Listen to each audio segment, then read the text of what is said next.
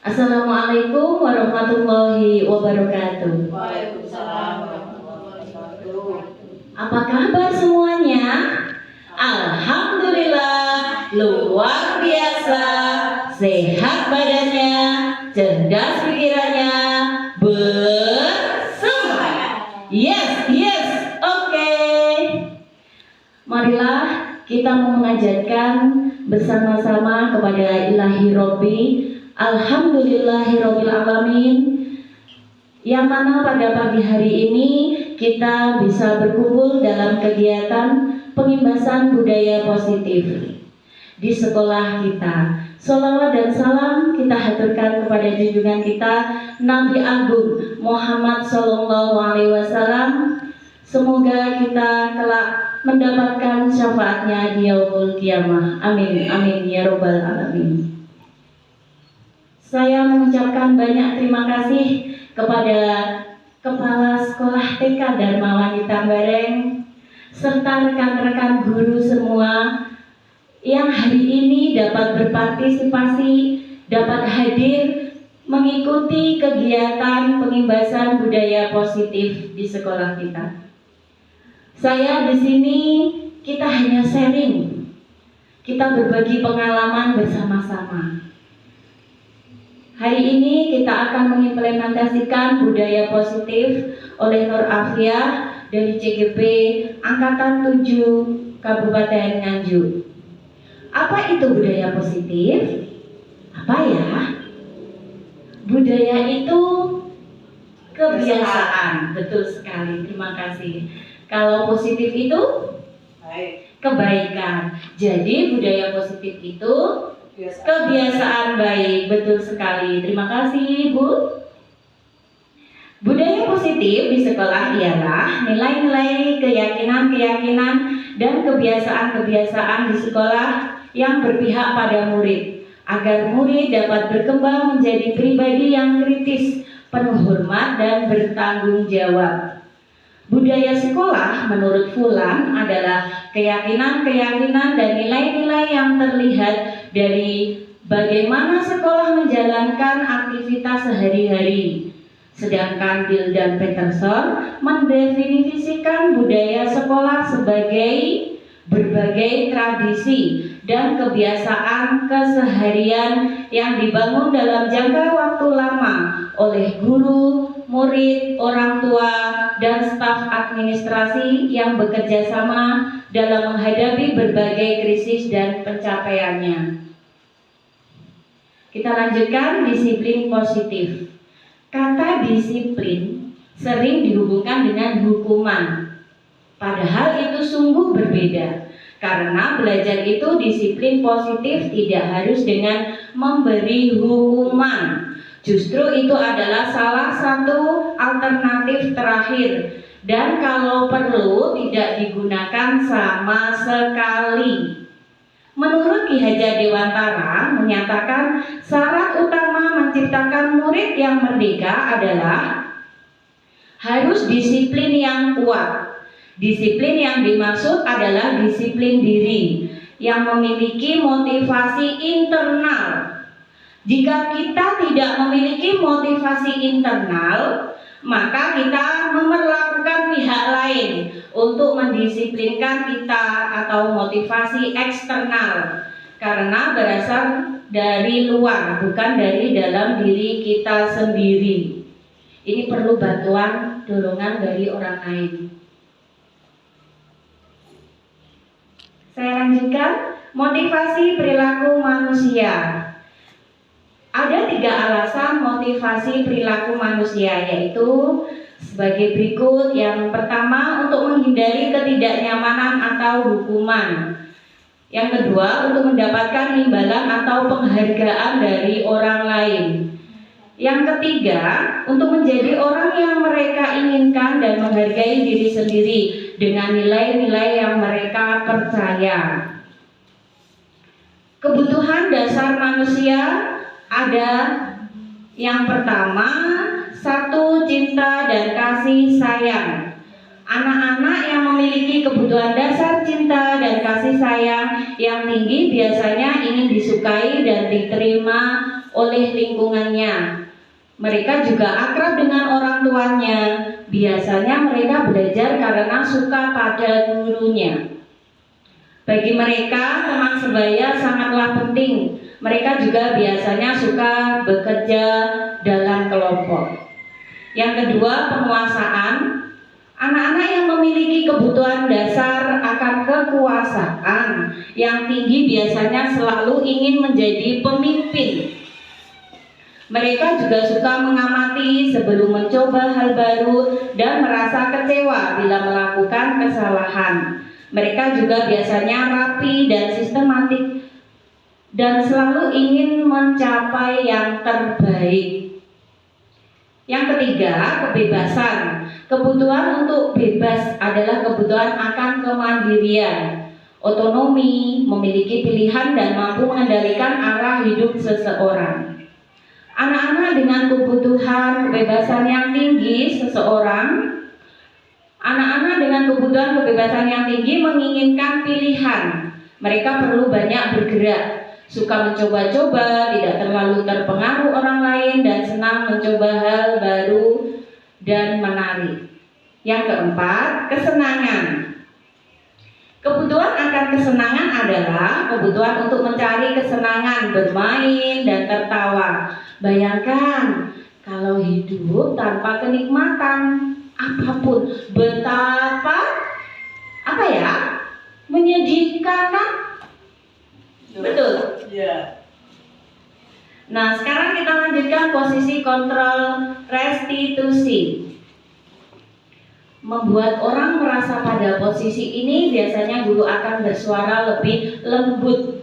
Membuat orang merasa bersalah akan menggunakan keinginan yang membuat orang lain merasa tidak nyaman, bersalah atau rendah diri.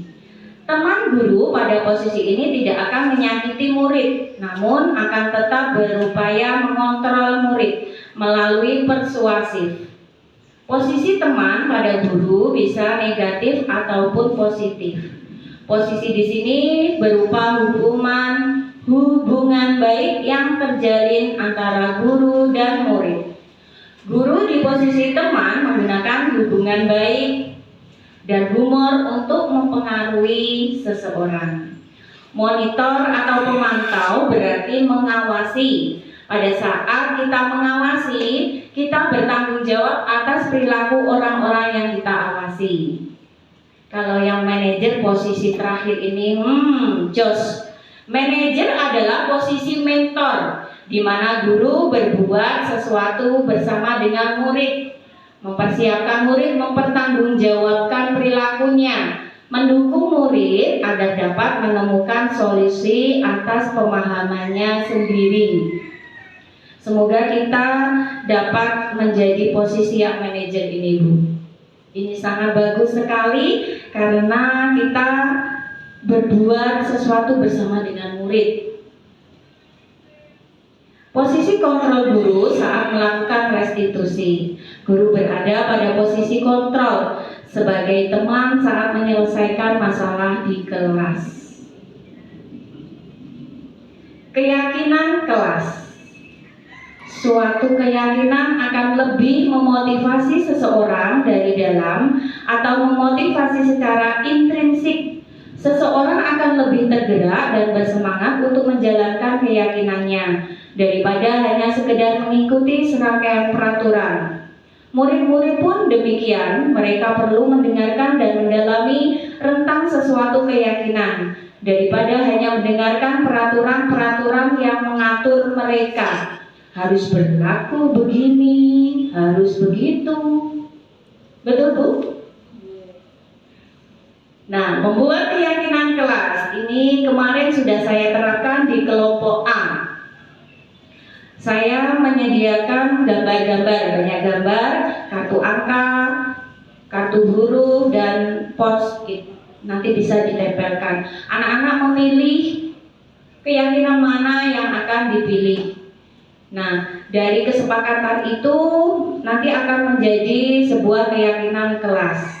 Alhamdulillah kelompok A 1 kemarin sudah mendapatkan kesepakatan dan menjadi keyakinan kelas. Dan kita membuat tepuknya. Jadi anak-anak sudah hafal. Yuk kita tepuk yuk.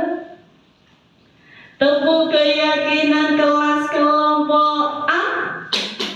Mandiri, disiplin, saling menghormati, peduli bersih dan sehat.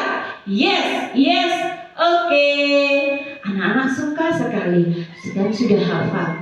Oh, wah, karena ini kesepakatan saya, jadi saya harus mematuhinya. Anak-anak tidak dipaksa. Anak-anak sudah mengalir sendiri. Dia dari hatinya.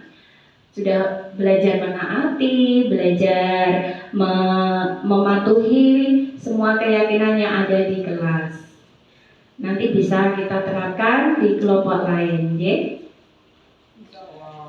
Segitiga restitusi. Restitusi itu adalah menciptakan kondisi bagi murid untuk memperbaiki kesalahan mereka, sehingga mereka bisa kembali pada kelompok mereka dengan karakter yang lebih kuat. Restitusi juga adalah proses kolaboratif yang mengajarkan murid untuk mencari solusi untuk masalah dan membantu murid berpikir tentang orang seperti apa yang mereka inginkan dan bagaimana mereka memperlakukan orang lain. Melalui restitusi, ketika murid berbuat salah, guru akan menanggapi dengan cara yang memungkinkan murid untuk membuat evaluasi internal tentang apa yang dapat mereka lakukan untuk memperbaiki kesalahan mereka dan mendapatkan kembali harga dirinya. Langkah-langkah segitiga restitusi itu ada 3. 1. Menstabilkan identitas. 2. Validasi tindakan yang salah. 3. Menanyakan keyakinan. Ini kemarin Mbak Keisha, dia bermain balok bersama dengan temannya, tetapi dia tidak membereskan mainan. Nah, bagaimana cara kita untuk menyelesaikan masalah dengan segitiga restitusi? Kita harus menstabilkan identitas dulu. Nah, Mbak Keisha tadi sudah bermain apa ya? Bermain balok, Bu. Terus temannya kenapa? Temannya membereskan. Mbak Keisha, saya bermain sendiri, Bu. Saya mau bermain yang lain kemarin. Nah, sudah ada videonya juga. Terus menanyakan keyakinan ini yang ketiga itu. Nah, keyakinan kelas kita bagaimana? Sebelum kita bermain, sesudahnya bagaimana? Nah, anak-anak itu bisa menalar sendiri dan akhirnya dia memilih untuk membereskan mainan sebelum berganti mainan yang lain. Nah, demikian ibu-ibu. Nah, kalau ini contoh budaya positif yang sudah diterapkan di sekolah kita, ya. Awal pagi datang. Pembiasaan. Iya, ini pembiasaan yang dilakukan setiap hari. Sekarang sesi tanya jawab, tanggapan, ada masukan, kita sharing bersama. Monggo.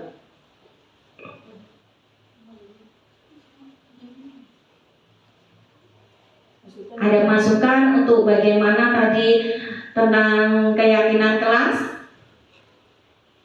Itu kan yang dimaksud keyakinan kelas itu, yang dimaksud keyakinan kelas itu mungkin ini ya, kalau bahasa kita keseharian yang sudah itu apa ya, tata tertib gitu, kesepakatan kelas yang tata tertib yang disepakati di kelas. Sekarang kata barunya keyakinan kelas. Keyakinan kelas. Kalau lihat kan kesepakatan kelas. Iya, kesepakatan kelas. Jadi keyakinan kelas. Bisa mengerti. Kalau dengan adanya keyakinan kelas ini, kira-kira bagaimana di kelas kita? Ya, nanti bisa diterapkan juga. Iya. Nanti kita coba di kelompok B Kelas tentang dulu. tentang keyakinan kelas. Ya, kelompok B yang belum.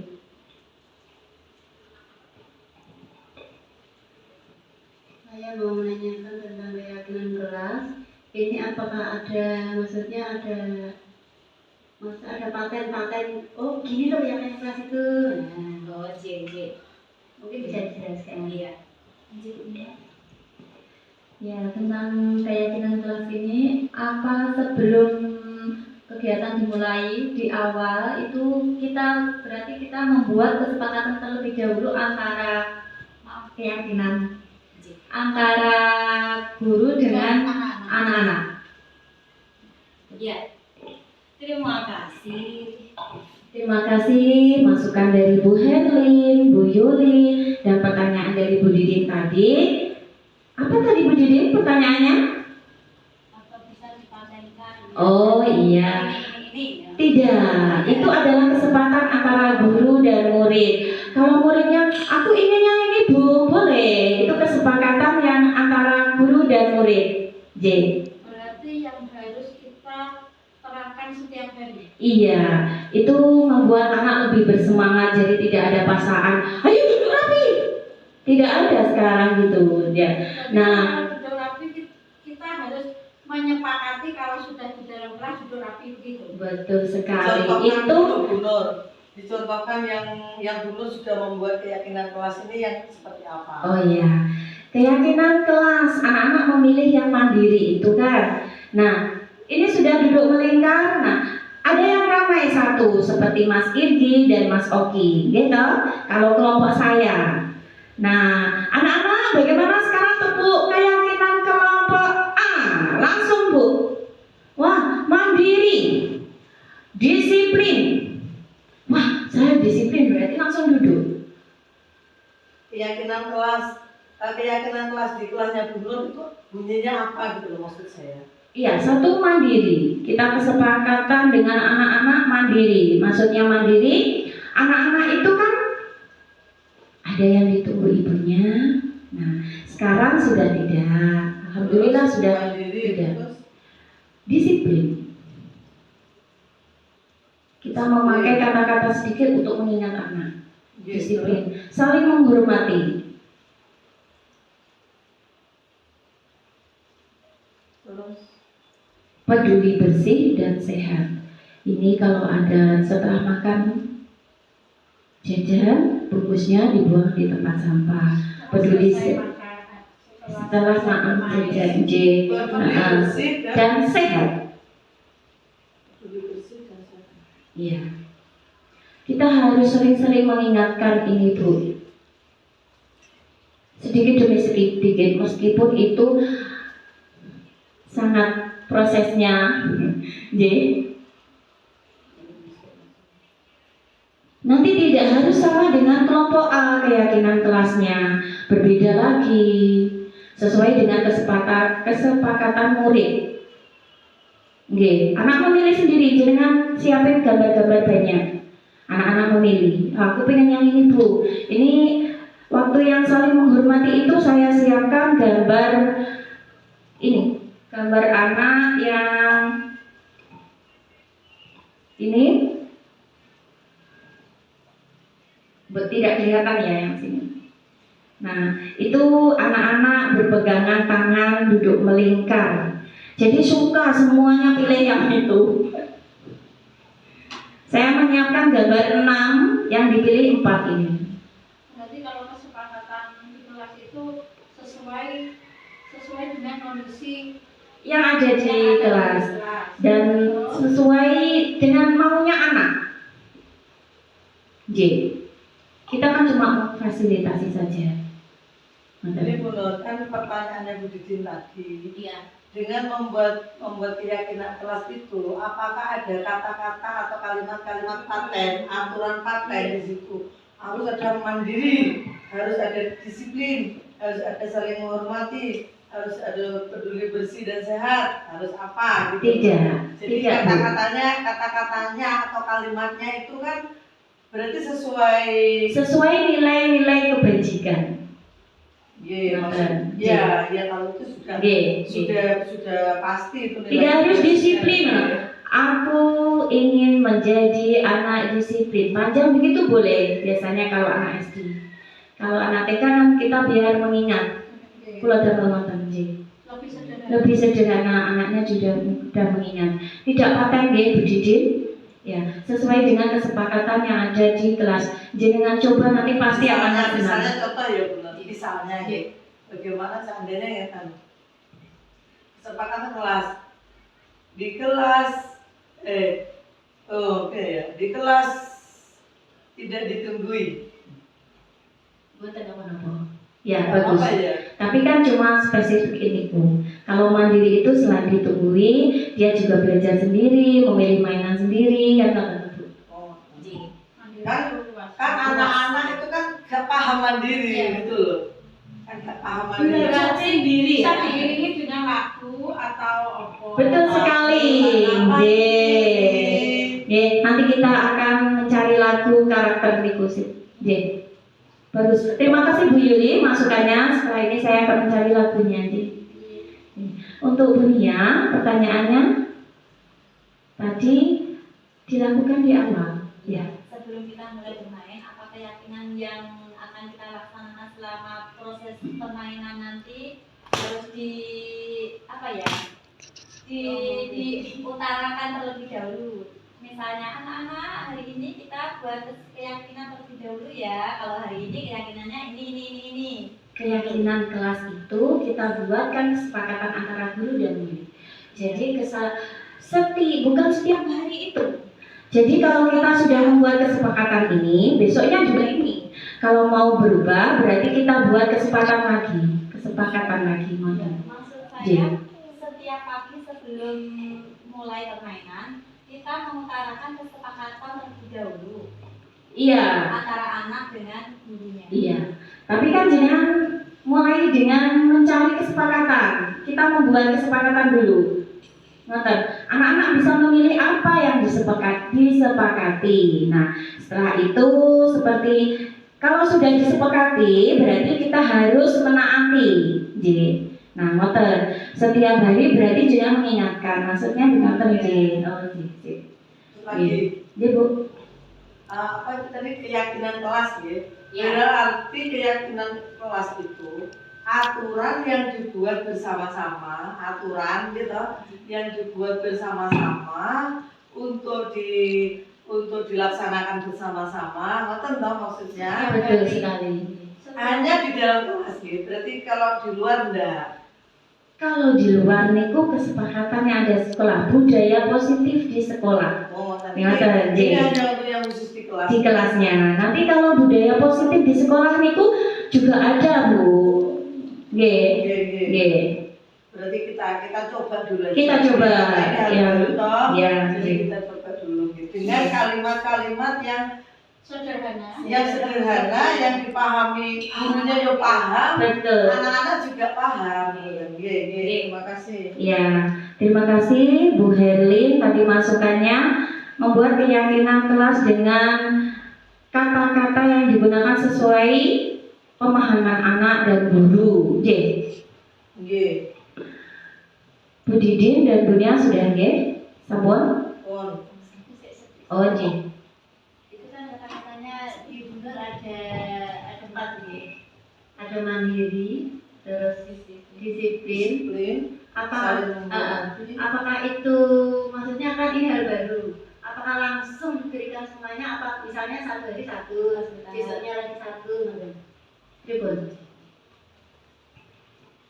Berarti kan kalau kebiasaan Ini adalah kebiasaan sehari-hari Bu Didi. Jadi kalau kita berikan satu, nanti peduli bersihnya bagaimana? Berarti harus mandiri toh. Keseluruhan. Kesepakatan kelas itu dicapai atau dibuat oleh guru dan murid. Jadi pengen anak piye? Anak-anak itu bagaimana pengennya? Jangan, setelah bermain kita bagaimana? Dari awal sampai kita pulang. Pasti pasti sangat menyenangkan karena anak-anak diberi kesempatan untuk mengungkapkan pendapatnya. Nggih. Gitu. Nggih. Jadi ini sebenarnya kita sudah punya, cuman punya kita itu sama karena itu bentuknya SOP. Jadi SOP kita kan SOP makan minum, SOP bermain, SOP Hanya ngoten. saja dikemas dengan hal yang baru. Maksudnya Iya. keyakinan gitu loh. Iya. Kata-kata baru. Cuma Iya. kalau SOP itu kita sudah menentukan dulu sesuai kita membuat aturan, tetapi kalau keyakinan kelas ini kita menentukan itu dengan anak. Iya, membuat kesepakatan dengan anak-anak. Jadi anak ingin berpendapat bagaimana. Kalau yang kemarin kita kan menentukan, harus dipaksa. Nah, kalau ini anak-anak, jadi kita dengan tidak paksaan, anak-anak bisa melakukan dengan senang hati, dengan ikhlas, nanti bisa diterapkan di keluarga, di rumahnya. Nggih. Terima kasih teman-teman atas sharingnya, ilmunya, berbagi pengalamannya. Semoga apa yang saya jelaskan tentang budaya positif bisa kita terapkan untuk murid kita, Insyaallah. bisa menjalankan Merdeka Belajar dan mewujudkan profil pelajar Pancasila. Terima kasih semuanya. Saya mohon maaf apabila ada kekurangan. Nanti kalau kita bisa bertanya-tanya di belakang Ibu, kita bisa lebih jelas lagi. Terima kasih. Akhiru kata, wabillahi taufiq wal hidayah. Wassalamualaikum warahmatullahi wabarakatuh. Waalaikumsalam.